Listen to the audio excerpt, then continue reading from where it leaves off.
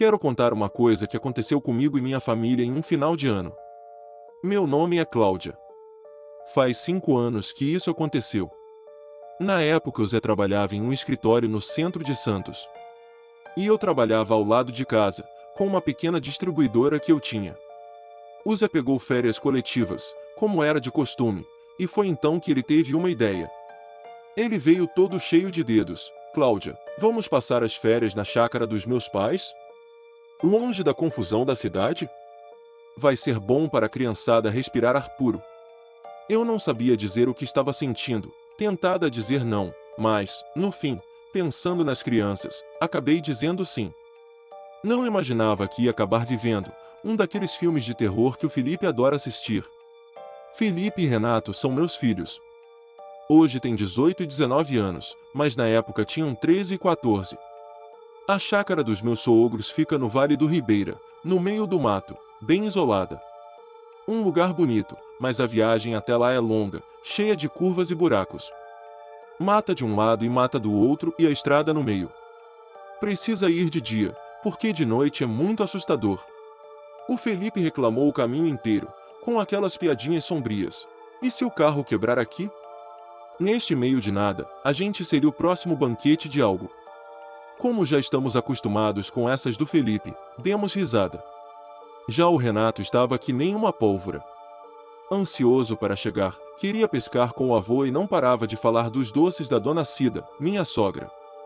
Queria saber de tudo, apontava para tudo, perguntava se ia ter fogos na virada, um verdadeiro furacão no bom sentido. Sempre me pergunto como posso ter 2 filhos tão diferentes. O mais velho é quieto, adora ver filmes de terror, ler, ficar na dele, já o mais novo não consegue ficar um minuto parado. Quando chegamos, a dona Cida já estava na porta com aquele sorriso de quem te engorda só de olhar. E veio falando: Cláudia, fiz aquele pernil que você gosta. Entrem, crianças. Vocês estão magrinhas, precisam comer. Ela já cochichou no ouvido do Renato: tem bolo de brigadeiro na mesa. Meu sogro, seu Jurandir, veio logo atrás, meio ranzinza, mas com aquele brilho no olho de quem ama a família. Abraçou os netos como se fosse a última vez, e não queria soltar. A primeira parte da estadia foi tranquila. Felipe ficou no canto dele, lendo uns livros que pareciam manuais de invocação demoníaca, enquanto Renato corria para todo lado, tentando convencer o avô a ir pescar.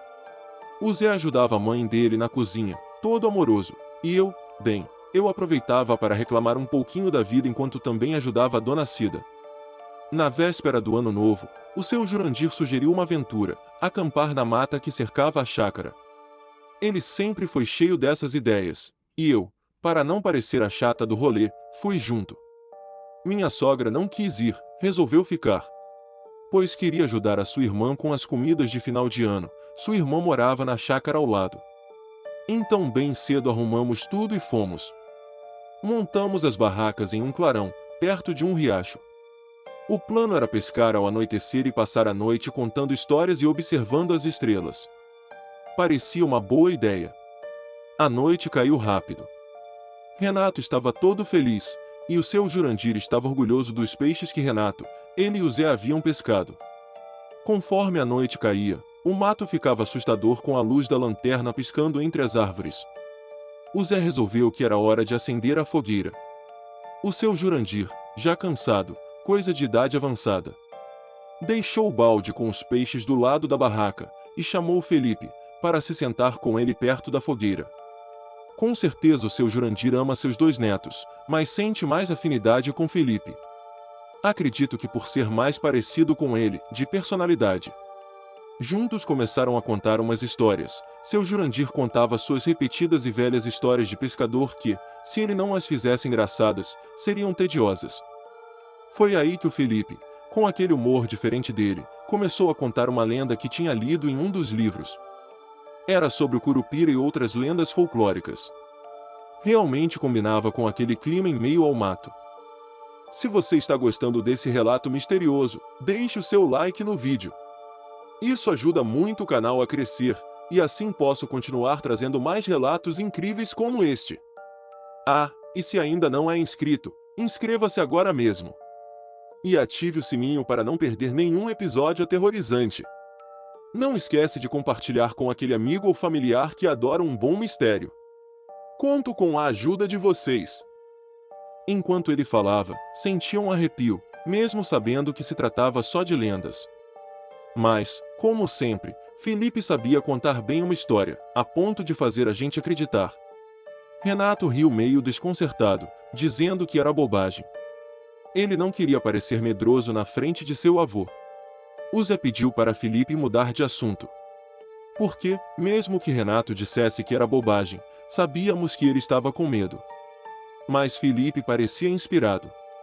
Entre risadas e uma pitada de medo, o momento foi agradável. Comemos umas quentinhas maravilhosas, que a dona Cida havia preparado para nós, junto com o peixe que o Zé estava assando na fogueira. Até que ouvimos um barulho estranho vindo do riacho. Um som de algo grande se movendo na água, seguido de um murmúrio baixo, quase um sussurro, que parecia dizer, José. Chamava meu marido. O seu Jurandir ficou alerta, e, logo pegou as facas que levamos para limpar peixes. Mandou nós irmos para a barraca. Mas Renato, curioso e teimoso, deu 2 passos em direção ao riacho.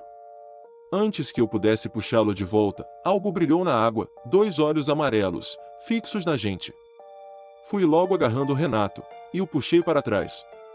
O Zé tentou manter a calma, dizendo deve ser algum animal, mas a voz tremia. Ele afirmou que viu algo, como patas de pato gigantes na água. Empurrou a gente para a barraca e foi atrás do seu pai. O som voltou, mais alto agora, e estranho. Ouvíamos sons como se fossem lamentos e risadas. Estávamos nós 3 na barraca, quando vimos uma sombra de um homem muito alto passar ao lado dela. Tampei a boca dos meninos e rezei para que não soltássemos nenhum som. Minha maior preocupação era que o Zé e o seu Jurandir estivessem bem. Naquele momento, rezei muito. Tentei com todas as minhas forças proteger meus filhos. Era a única coisa em que eu pensava. Em seguida, ouvi um barulho de água se movendo, como se algo gigante tivesse mergulhado.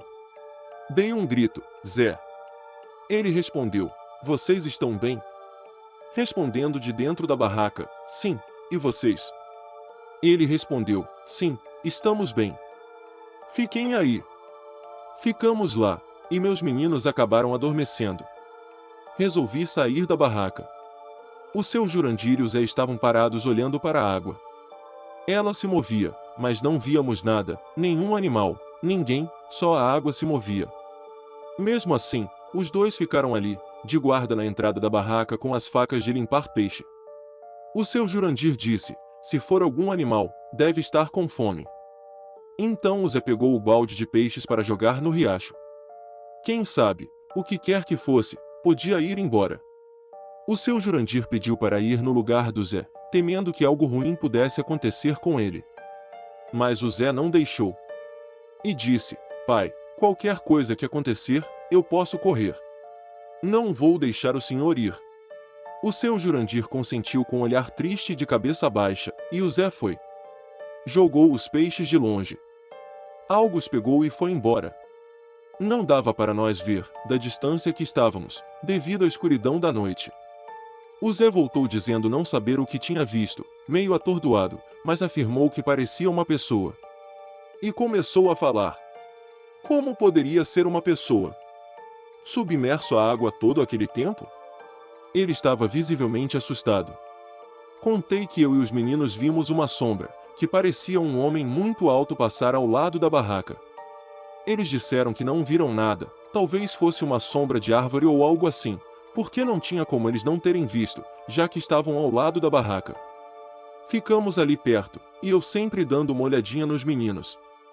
Não dava para arriscar voltar em meio à mata naquela escuridão. Realmente foi tudo muito estranho. Não sabíamos o que dizer, o que pensar. E ali esperamos amanhecer para ir embora.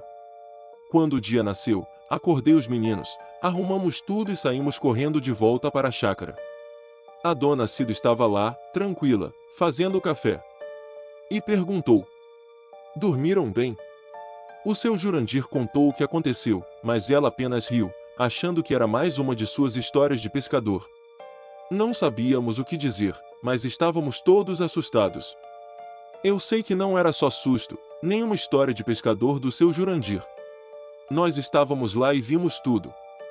Foi assustador. Nossa, gente! Que relato aterrorizante, não é mesmo? O que será que estava naquela água? A mata realmente esconde muitos mistérios. E você, tem alguma teoria? Conta para mim nos comentários. Se você também tem um relato misterioso, assustador ou intrigante como esse, envie para nós. Vou adorar compartilhar sua experiência aqui no canal. É só mandar seu relato para o e-mail que está na descrição do vídeo. Estou esperando ansiosamente por seu relato. Quero aproveitar para agradecer a todos que compartilharam seus relatos aterrorizantes este ano. Vocês tornaram nosso canal ainda mais especial. Desejo a todos uma virada de ano maravilhosa e que o próximo ano seja repleto de conquistas e boas surpresas. Um grande abraço, e nos vemos no próximo relato aterrorizante.